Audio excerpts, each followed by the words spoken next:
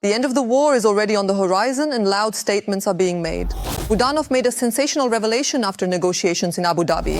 The West is preparing a powerful blow to Russian oil exports. Hungary is blocking 165 billion euros for Ukraine.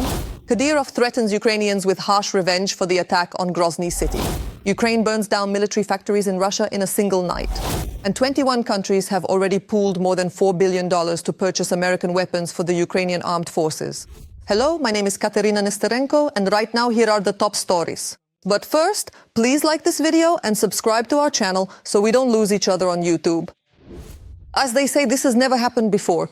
And now, once again, Trump has voiced hope that the end of the war in Ukraine is near.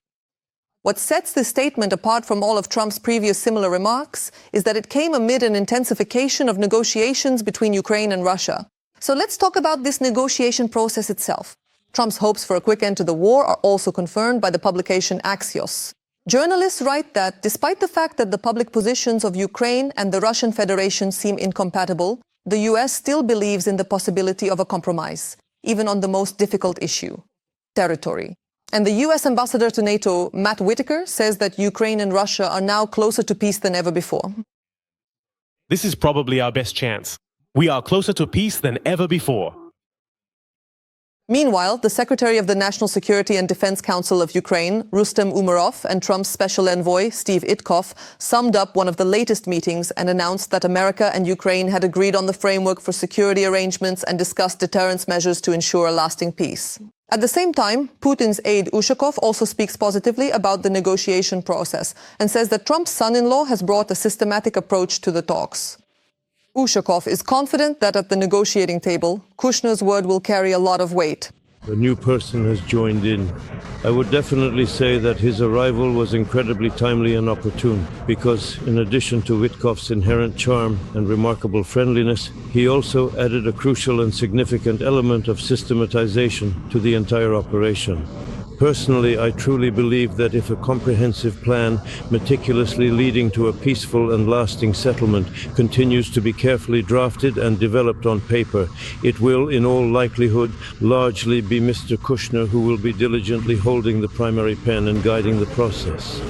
And the head of Ukraine's GUR, Kyrylo Budanov, who, as is known, is also a member of the negotiation group, stated that the talks should remain in the shadows, and therefore he refused to comment on the process. All negotiations should be kept in the shadows, so to speak, because otherwise they won't be successful. You don't want us to ruin them, do you? So just wait a little bit. And while the negotiation process is beginning to inspire hope, Russia's ambassador to the UK, Andrei Kelin, decided, so to speak, to remind everyone what Russia is and what its true intentions are. We are in favor of a diplomatic solution, but we do not want Western governments to create a puppet state on our border that will be hostile to us, where the Russian language will be discriminated against and the Russian Orthodox Church will be expelled. And when asked by a journalist about the fact that most countries in the world are convinced that Russia started this war, Kelin responds in the spirit of the Kremlin. That's not true. Those who say that simply do not want to study history. It all began in 2014 after the illegal overthrow of the legitimate government in Kyiv by people who adhere to Nazi ideology. European countries are not working for the sake of peace. The United Kingdom, France and Germany are in favor of continuing the hostilities. The defense industry continues to operate. This benefits their economies, so they don't need to explain that their political mistake has led to the deterioration of their economic situation. And what about you? Do you believe in the sincerity of the Kremlin's intentions to negotiate peace? Reading the comments under previous episodes, I see that many of our viewers are from Kazakhstan, Moldova, Europe, and even the USA. We, Ukrainians, are very grateful to you for your support and proud that we have such reasonable viewers. Let us know in the comments under this episode as well which country you're watching us from and whether people there support our fight against the empire of evil. I always enjoy reading your comments, and in the meantime, we continue. Next comes the most interesting part. The West is preparing a radical blow to Russian oil exports. The European Union and the G7 intend to lift the price cap on Russian oil and completely ban its maritime transportation.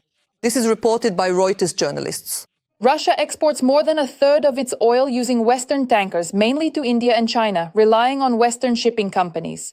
The ban would put an end to this trade, which is mainly carried out by fleets from EU countries, including Greece, Cyprus, and Malta. If the ban is indeed implemented, Russia will be forced to expand its so-called shadow fleet. The ban could become part of the next package of sanctions against Russia, scheduled for early 2026, 3 out of 6 sources told Reuters.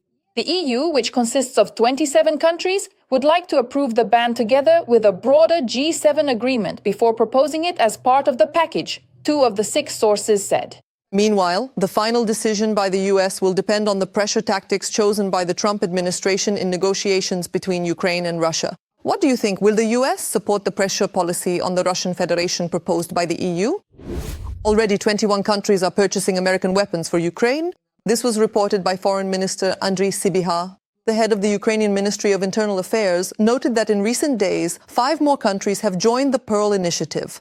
Additionally, there have been 8 extra contributions from those who had already participated. As of today, 21 countries are already participating in PURL, with total commitments amounting to $4 billion. Among these countries are New Zealand and Australia. They will finance the purchase of weapons from the United States for Ukraine as part of the PURL initiative. This is the first time that countries outside the NATO bloc have joined the project. How generous are the partners and what prospects are opening up for Ukrainian defenders? Let's watch further. NATO has confirmed its readiness to increase assistance to Kyiv. If we don't do this now, it will cost us much more in the future. Partners will supply Ukraine with weapons under the PURL program, estimated at about $1 billion. About $1 billion in additional support has been confirmed from our allies to support our army through the PURL program. 5 countries have additionally announced this. But for me, as the Minister of Foreign Affairs of Ukraine, a country at war, it was truly important to feel this unity and determination right now.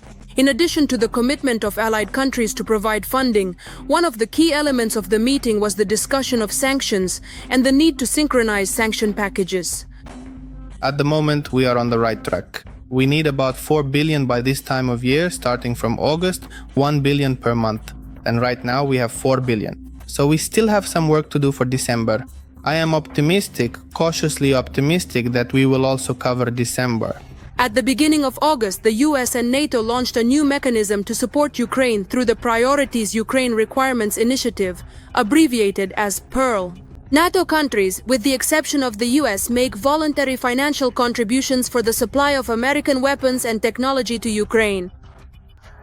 PURL is an initiative in which European countries purchase American weapons and transfer them to Ukraine through NATO in order to bring this war to an end. If we learned anything during President Trump's term, it's the active use of force to achieve peace. Peace is achieved through strength, not through harsh statements or threatening gestures. It is achieved through strength when you have real capabilities that are respected by your adversaries. PURL makes it possible to coordinate contributions, speed up procurement, and deliver to the front lines more quickly those items that cannot be replaced by European equivalents. The Netherlands was the first to join the initiative in the fall, allocating 500 million euros for the purchase of Patriot systems and other air defense equipment. Denmark, Norway, and Sweden funded ammunition for HIMARS and other critical supplies. Germany and Canada joined them. Belgium, Lithuania, Latvia, Estonia, Iceland, and Luxembourg have announced their readiness to join the 5th funding package. Australia and New Zealand are expanding their support. The countries will provide military aid packages worth $63 million and $8.7 million. Now, even New Zealand and Australia, which are not NATO members but are close partners of the alliance through the Indo-Pacific region, have also made commitments. This is truly excellent news, and it gives us a stable flow of weapons to Ukraine from the necessary US stockpiles. While allies are joining in supporting Ukraine, Italy has decided to withdraw from the program. It would be premature to participate in NATO's program to purchase American weapons for Ukraine in light of the ongoing peace negotiations. If we reach an agreement and the fighting stops, weapons will no longer be needed. Instead, other things will be needed, such as security guarantees. This statement became the first open sign of a change in course by Giorgia Meloni's government. Hungary is also against participating in arms purchases. At the same time, the Netherlands will provide 500 million euros, Norway 250, and Canada 200.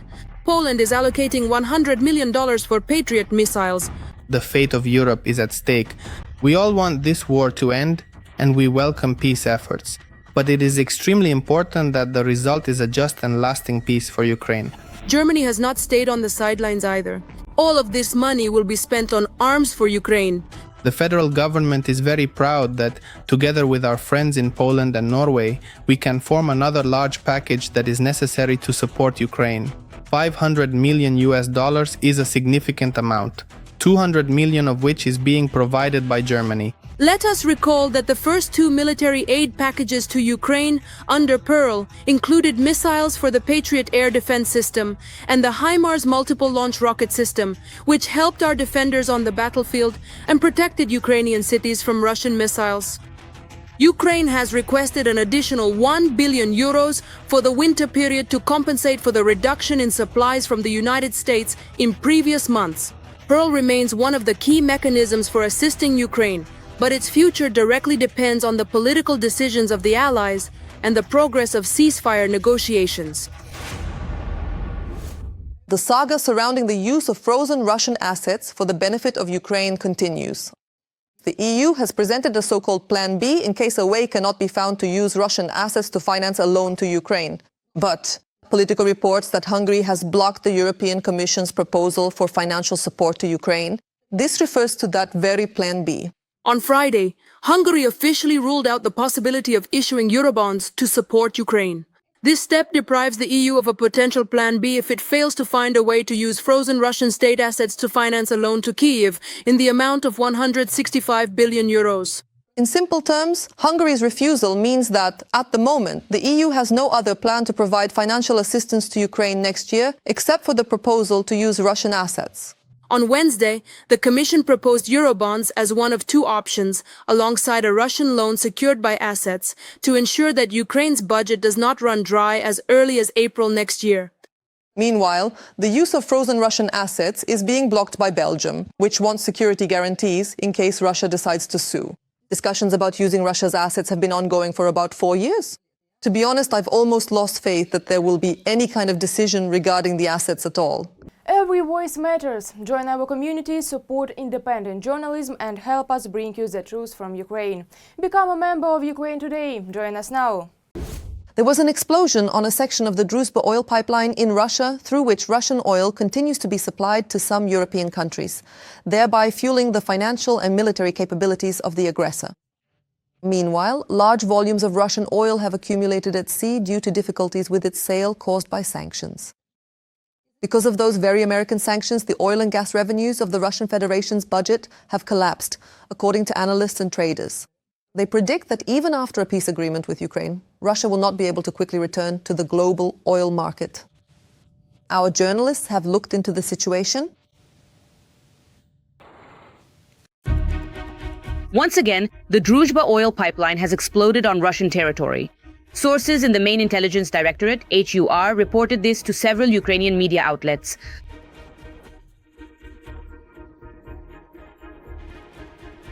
The attack on the oil pipeline was carried out near the settlement of Kazinskie Veselki on the Taganrog-Lipetsk section of the pipeline. According to the sources, explosives with remote detonation and additional flammable mixtures were used to achieve greater burning during the explosion. The Druzhba oil pipeline is used by Russia to transport oil to countries in Eastern and Central Europe. This is far from the first strike on the Druzhba pipeline. Back on August 13th, Hungary accused Ukraine of a drone attack on a Druzhba pipeline distribution station in the Bryansk region. At that time, a fire broke out at the facility, which is involved in supplying Russia's military-industrial complex. President Zelensky openly threatened Hungary. He admitted that they are targeting the Druzhba pipeline because we do not support their accession to the EU. This shows that the Hungarians made the right decision. On August 18th, Hungarian Foreign Minister Péter Szijjártó stated that Ukraine allegedly attacked the oil pipeline again. Oil supplies to Hungary were only resumed a day later. And already on August 22nd, Hungary announced a third Ukrainian attack on the Druzhba pipeline, as a result of which oil supplies from Russia were once again halted. It is precisely the strikes on the Russian oil industry. This is the most effective way to force Russia into real negotiations and to end the war. At the same time, both Ukrainians and Ukrainian special services, in particular the SBU, as well as drone forces, are operating effectively, striking Russian elements of oil infrastructure. This includes the Druzhba pipeline and oil transfer terminals. Additionally, as Bloomberg reports, in November, Ukraine carried out a record number of strikes on Russian oil refineries. Over the course of a month, the Ukrainian Armed Forces struck Russian oil refineries at least 14 times, more than ever before. In addition, 4 attacks on oil infrastructure in Black Sea ports were recorded, leading to shipment delays in Novorossiysk. According to analysts, due to damage to facilities, Russia's average daily oil refining has dropped to about 5 million barrels. And it could fall even further. But that's not all. Do you remember the recent special operation by the SBU to blow up 2 tankers from Russia's shadow fleet? At that time, the upgraded Sea Baby maritime drones, which can cover long distances and are equipped with reinforced warheads, were successfully used against the ships. During the attack, the vessels were empty and heading to the port of Novorossiysk for loading. Both tankers suffered critical damage after being hit by the drones and have effectively been taken out of service, which will undoubtedly deal a significant blow to the transportation of Russian oil. In fact, all vessels involved in Russia's shadow fleet are operating outside the law. Now the second point. The vessels involved in Russia's shadow fleet directly ensure the inflow of funds into the Russian budget from the sale of sanctioned oil. These funds are also allocated to the war against Ukraine. Thus, every vessel in the shadow fleet is involved in the war against Ukraine, thereby losing its civilian status.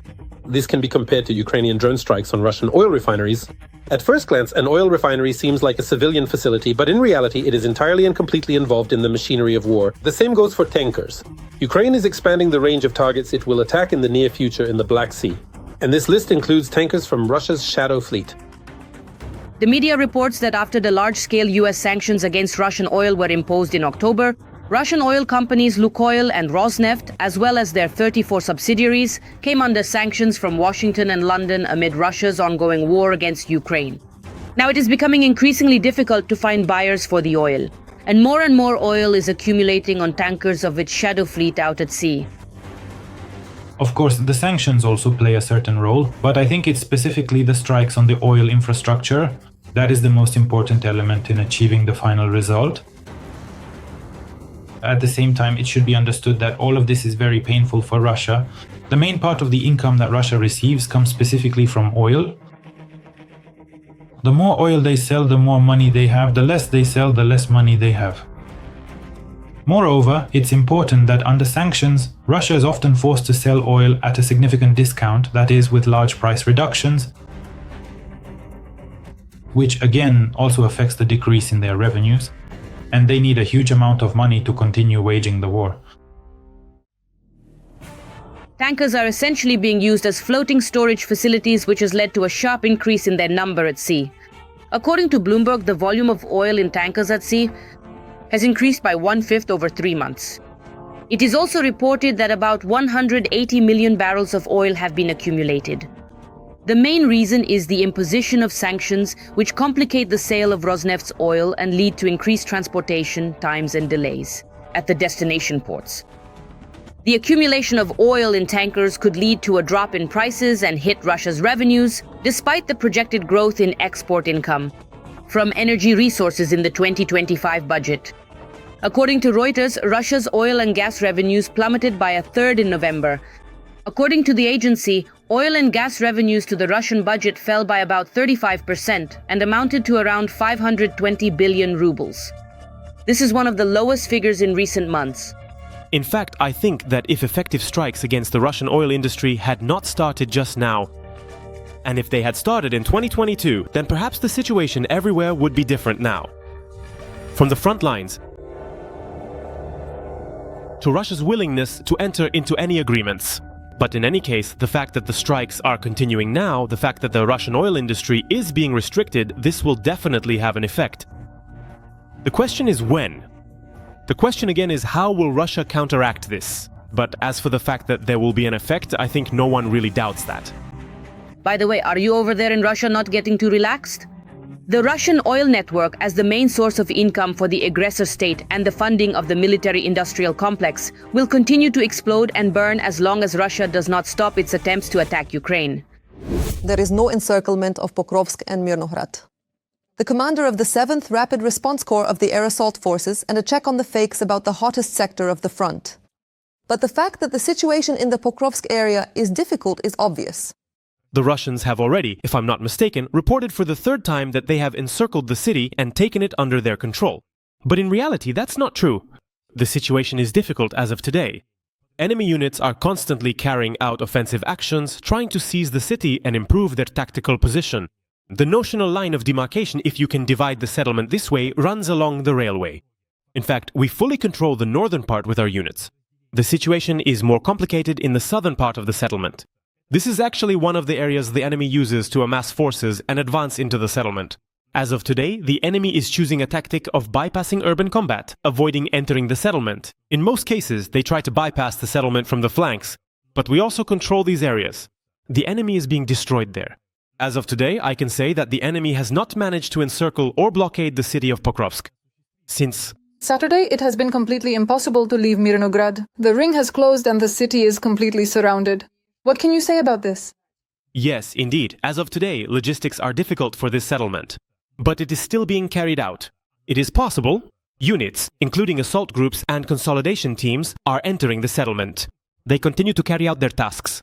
For a long time, the enemy tried to launch frontal attacks on our forward positions at the line of contact. They did not succeed. As of today, they have chosen a different tactic, bypassing the settlement, cutting off the logistics route, as you mentioned.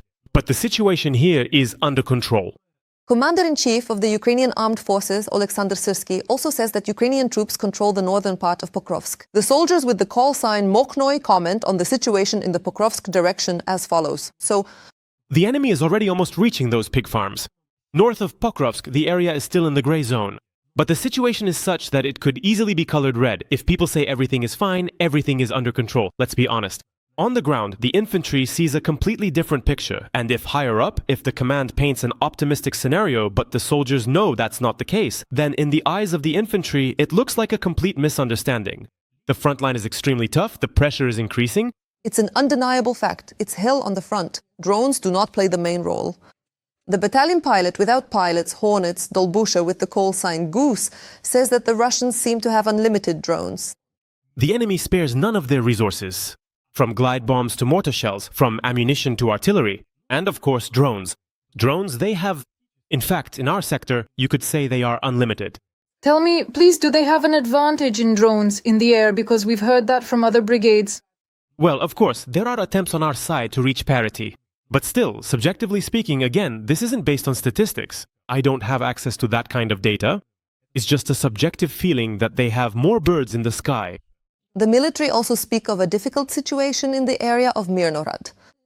Stanislav Bunyatov says that the occupiers have brought even more manpower into the city. Right now, they're throwing in more and more manpower to press on Myrnohrad and to transfer more reserves toward the Torsky direction. This will allow them to cut off access to Druzhkivka and Kostiantynivka from two directions.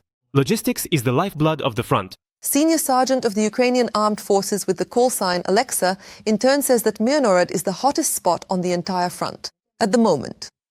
To be honest, have no idea how, but the city is still holding on, the fighting continues, and getting in there is a real gamble.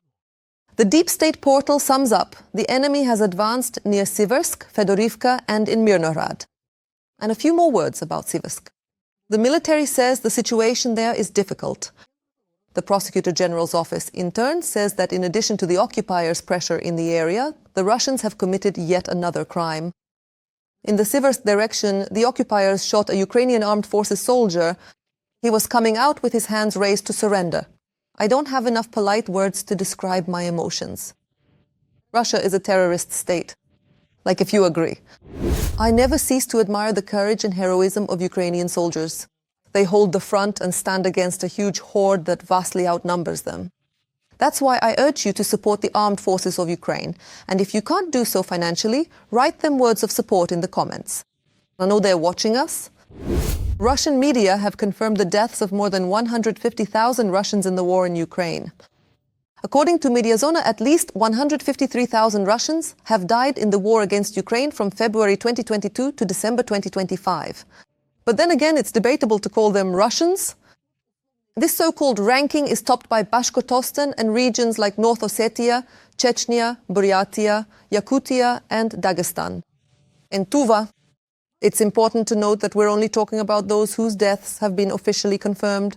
And while Buryatia, Yakutia, and Dagestan are fighting for Russia, the Russian propagandist Solovyov is having a meltdown. He says that the war in Ukraine has already lasted almost as long as the Great Patriotic War, but there are no results. The propagandist complains that Russia is not fighting with the whole nation and demands a return to Stalinist methods of coercion to force more people to the front. And because not the whole country is at war. The Supreme Commander is fighting, the government is fighting, the presidential administration is fighting, the governors are fighting. But further down, what about the rest? Are you saying New Year's is ruining people's mood? The trouble isn't at the front, the trouble is in the rear. And something needs to be done about this.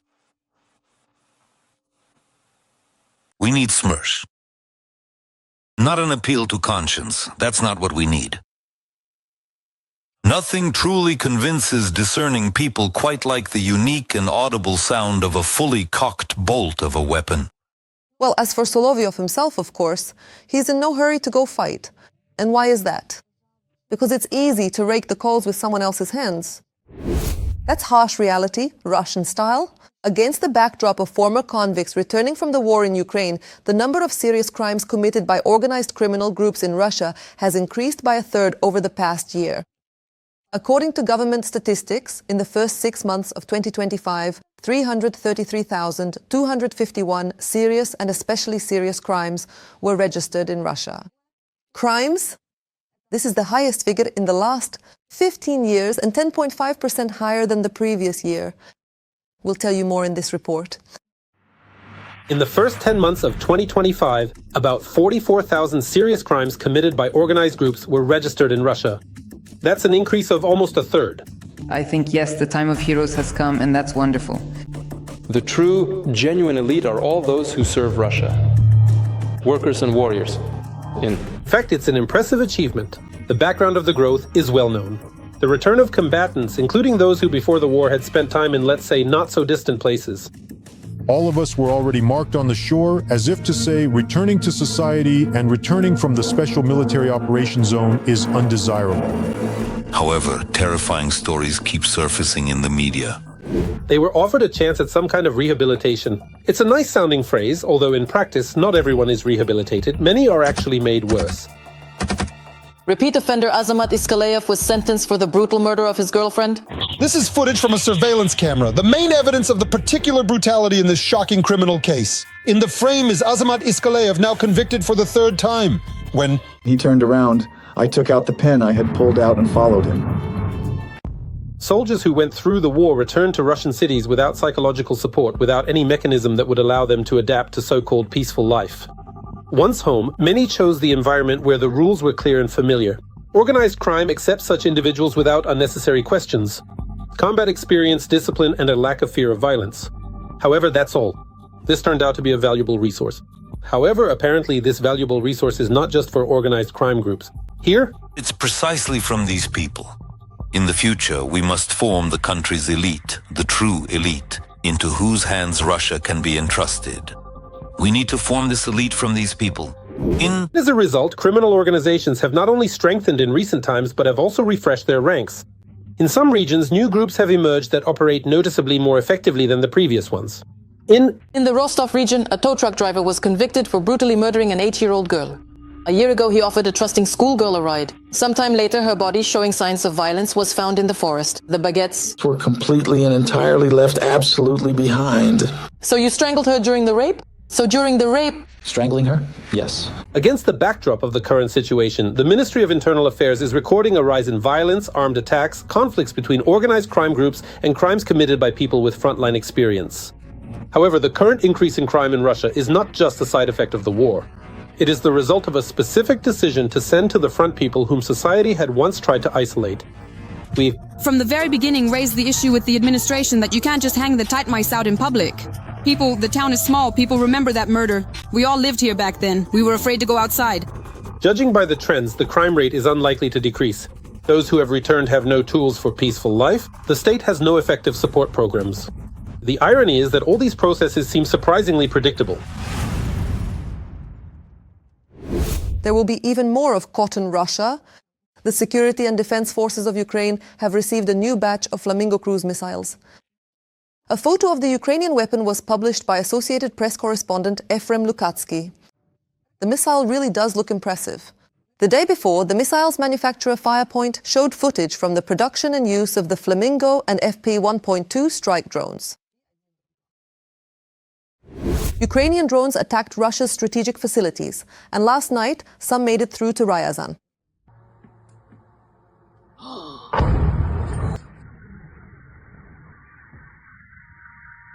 Explosions and a fire at the oil refinery. This is already the 9th attack this year. A critically important facility that supplies gasoline to Putin's army has been put out of commission.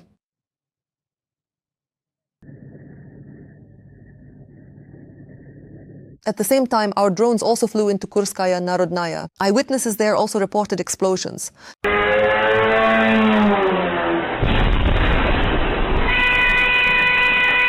Ukrainian drones also struck the Alchevsk metallurgical plant in the occupied Luhansk region. A hit in the industrial zone has been confirmed.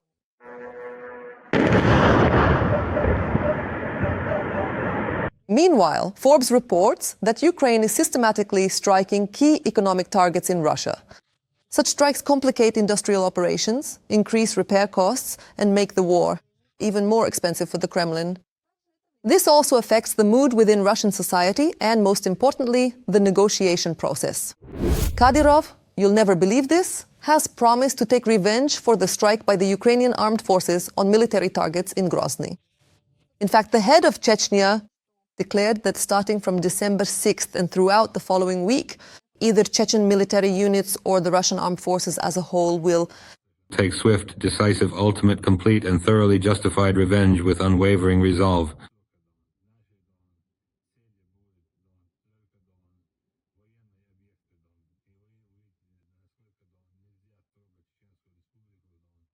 In Russia as a whole. Kadyrov also stated that as a result of the strike by the Ukrainian armed forces, only some glass was damaged.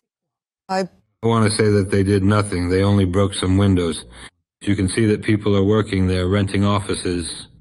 And as for the way they showed themselves again with that same face, we know them, we knew them, and we will always know people like that. And that's why we fought. We will keep fighting, and we will continue to destroy Ukraine. And the most interesting thing, in my opinion, Kadyrov called on Ukrainians to take to the streets and make their voices heard. So go outside and speak up. Zelensky is no longer the president.